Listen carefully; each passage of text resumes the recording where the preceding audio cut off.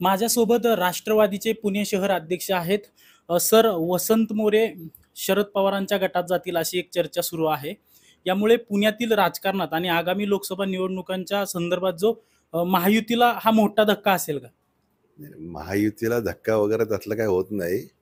वसंत मोरे कार्यकर्ता म्हणून खूप चांगला आहे तो.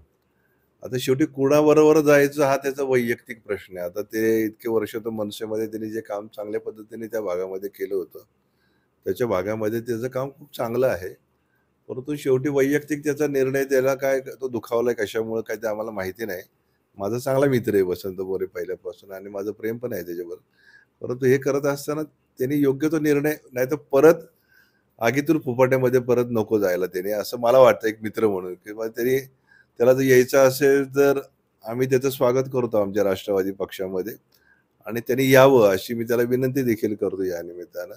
कारण की पुढच्या प्रवासामध्ये त्याला असं वाटत असेल की त्याला दुसऱ्या गटाची मंडळी काय त्याला आमदारकी देतील वगैरे, ते काही देणार नाहीत. त्याची फसवणूक परत होईल आणि एक चांगला कार्यकर्ता परत दुखावला जातो मग या निमित्तानं. तर जे त्याचं अस्तित्व आहे ते त्यांनी त्या ठिकाणीच टिकवून ठेवावं. महानगरपालिकेच्या निवडणुका वर्षभरामध्ये येतील आणि मला असं वाटतं की महानगरपालिकेमध्ये तो काम पण चांगला करतो. लोकांचे प्रश्न त्या ठिकाणी सभागृहामध्ये मांडत असतो. तर मला असं वाटतं की त्यांनी आमच्याबरोबर यावं. त्याला योग्य रीतीनं सन्मानाची वागणूक आमच्या पक्षामध्ये आदरणीय अजितदादा त्याला देतील. योग्य ठिकाणी त्याला त्याचा न्याय दिला जाईल. आणि एक लक्षात घ्या, महानगरपालिकेमध्ये असताना तो मनसेचे नेता म्हणून त्यांनी काम पाहिलेले आहे. परंतु पुढच्या निवडणुकीमध्ये जर तो आमच्याबरोबर आला तर तो पदाधिकारी निश्चितपणानं महानगरपालिकेमध्ये झाल्याशिवाय राहणार नाही. हा शब्द त्याला मी या ठिकाणी देऊ इच्छितो या निमित्तानं. कारण की त्याच्या कामाची पद्धत मला माहिती आहे आणि तळमळीचा कार्यकर्ता आहे. म्हणजे समाजाच्या शेवटच्या घटकापर्यंत तो काम करत असतो आणि मला त्याचा अभिमान आहे. पण त्यांनी त्याचं नुकसान होऊ नये आणि त्यांनी योग्य रीतीने हा निर्णय घ्यावा असं मला वाटतं. आपल्याच महायुतीतले शिवसेनेचे नेते विजय शिवतारे त्यांनी आज पत्रकार परिषद घेत अजित पवारांवर गंभीर आरोप केलेले आहेत. अजित पवार उर्मट आहेत. अजित पवार स्वतःच्या स्वार्थासाठी महायुतीत आहेत.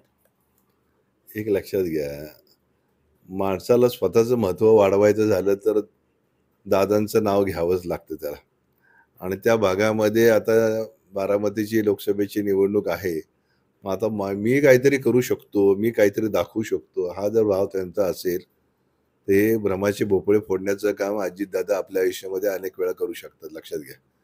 त्यामुळे विजय शिवतारेंचं जे काही मागणं असेल ते त्यांच्या पक्षश्रेष्ठींकडे त्यांनी मागावं ना, आदरणीय एकनाथ शिंदे साहेबांकडे, मुख्यमंत्र्यांकडे. इलेक्शनच्या कालावधीमध्ये अशा पद्धतीने वक्तव्य करून समाजामध्ये दुही निर्माण करण्याचं काम जर ते करत असतील, आम्हाला त्याचा काहीच फरक पडत नाही, लक्षात घ्या. आम्ही आता रणांगणात उतरले लढायला. त्यामुळे कोण येते समोरून, कोण काय येते याचा आम्हाला काही फरक पडत नाही.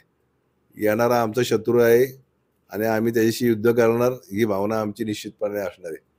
त्यामुळे जो कोणी त्यांची इच्छा असेल अपक्ष उभं राहायची, राहावं त्यांनी ना. त्याला रिप्लाय आम्ही चांगल्या पद्धतीने देऊ शकतो आणि इलेक्शन आहे. इलेक्शनच्या पद्धतीने आम्ही लढणार, लक्षात घ्या. परंतु सर, शिवतारे बापूंनी अशी भूमिका घेतल्यानंतर एकूणच पुणे शहरात असेल किंवा महाराष्ट्रभरात असेल, महायुतीमध्ये मिठाचा खाडा पडेल का? महायुतीमध्ये काही मिठाचा खडा वेडा काही पडत नाही.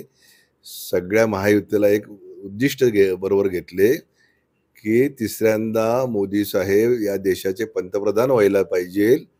हा भाव बरोबर घेऊन महायुती काम करत आहे संपूर्ण महाराष्ट्रामध्ये. त्यामुळे एखादा माणूस काहीतरी उद्योग करायला लागला की त्या महायुतीच्या ह्याच्यामध्ये खडाबिडा काही पडत नाही. आणि ते आता खड्याने खारटपणा यायचे दिवस संपले. आता हे गोडीचं वातावरण आहे.